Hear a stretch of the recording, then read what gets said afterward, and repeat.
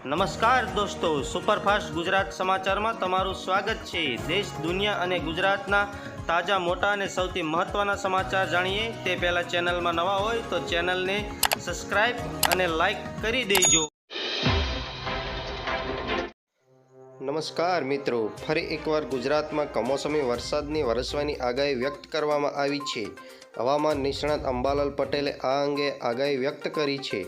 જાન્યુઆરીના 8 થી 10 તારીખ વચ્ચે કમોસમી વરસાદ વરસવાની સંભાવનાઓ રહેલી છે।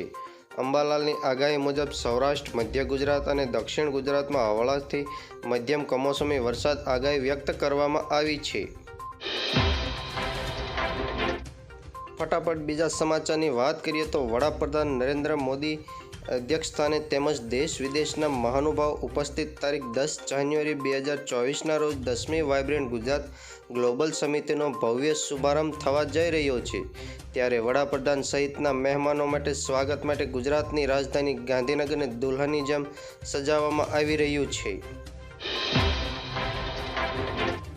ફટાફટ બીજા મહત્વ સમાચારની વાત કરીએ તો મુખ્યમંત્રી શ્રી ભૂપેન્દ્ર પટેલે રામકથા મેદાન ગાંધીનગર ખાતેથી નાગરિકો અને પરિવહન સેવા 201 નવીન બસોનું ફ્લેગ ઓફ આપી પ્રસ્થાન કરાવ્યું હતું। આ પ્રસંગે રાજ્યના વાહન વ્યવહાર રાજ્યમંત્રી શ્રી હર્ષ સંઘવી પણ ઉપસ્થિત રહ્યા હતા। મુખ્યમંત્રી સહિતના મહાનુભાવોએ આ અદ્યતન બસોનું નિરીક્ષણ કર્યું હતું, જ્યારે વાહન વ્યવહાર મંત્રી શ્રી હર્ષ સંઘવી સહિતના મહાનુભાવોએ બસની મુસાફરી પણ કરી હતી। ફટાફટ બીજા મહત્વ સમાચારની વાત કરીએ તો અયોધ્યાના રામ મંદિર પર રામ મંદિરની ડિઝાઇન તૈયાર કરનાર આર્કિટેક્ટ આશિષ સોમપુરાએ જણાવ્યું હતું કે ઓરિજિનલ ડિઝાઇન મારા પિતાએ નક્કી કરી હતી। એ ડિઝાઇનને વધુ વધારવાની હતી। ગ્રાઉન્ડ ફ્લોર એરિયા 30 વર્ષ જેમ ફૂટબોલ વધ્યો એમ ગ્રાઉન્ડ ફ્લોર વધારવામાં આવ્યો। તેને લઈને આખી આ ડિઝાઇન ચેન્જ કરવામાં આવ્યો। 30 વર્ષ પહેલાં મારા પિતા અને અશોકજીએ ડિઝાઇન તૈયાર કરી હતી તે પણ છે। રામલલ્લા મંદિર જે ભવ્ય સચી ભવ્ય હોવું જોઈએ એટલે જ સારામાં સારું મંદિર બનાવીને તેનો પ્રયત્ન કર્યો છે। ફટાફટ બીજા મહત્વ સમાચારની વાત કરીએ તો અમદાવાદ શહેરમાં કોરોનાના કેસમાં વધારો થતાં શહેરીજનોમાં ફરી ભયનો માહોલ જોવા મળ્યો છે। છેલ્લા 24 કલાકમાં કોરોનાના વધુ 7 કેસ નોંધાવા પામ્યા હતા, જેમાં 1 પુરુષ અને 6 મહિલા દર્દીઓ નોંધાયા હતા, જ્યારે 55ને હોમ આઇસોલેશન કર્યા હતા। હાલ શહેરમાં કોરોનાના 57 કેસ એક્ટિવ નોંધાવા પામ્યા છે। 8 લોકોને હોસ્પિટલમાંથી રજા આપવામાં આવી છે, જ્યારે 2 લોકો હોસ્પિટલમાં સારવાર હેઠળ છે।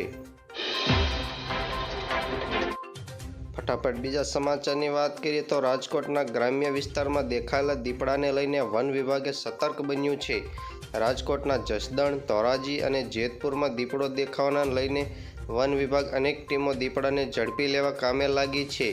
દીપડાની ગ્રામ્ય પંથકમાં દહેશત લઈ અલગ અલગ જગ્યાએ 5 પાંજરા મૂકવામાં આવ્યા છે। બીજી બાજુ દીપડો સાંજના સમયે કોઈ વ્યક્તિ પર હુમલો ન કરે તે માટે વાડી વિસ્તારમાં ખુલ્લામાં ન સૂવા માટે વન વિભાગે પોતાને અપીલ કરી છે। વન વિભાગ રાજકોટના ગ્રામ્ય પંથકમાં દીપડાની હિલચાલ પર નજર રાખી રહ્યું છે। ફટાફટ બીજા સમાચારની વાત કરીએ તો કાશ્મીર ખીણના શોપિયાન જિલ્લાના ચોટેગામ વિસ્તારમાં શુક્રવારે વહેલી સવારે સુરક્ષા દળો અને આતંકવાદીઓ વચ્ચે અથડામણ થઈ હતી। અથડામણ બાદ સીઆરપીએફ દ્વારા આસપાસ વિસ્તારોમાં સર્ચ ઓપરેશન શરૂ કર્યું છે। મળતી માહિતી મુજબ કાશ્મીર ઝોન પોલીસે જણાવ્યું કે આ અથડામણ શોપિયાન ચોટેગામ વિસ્તારમાં થયું હતું।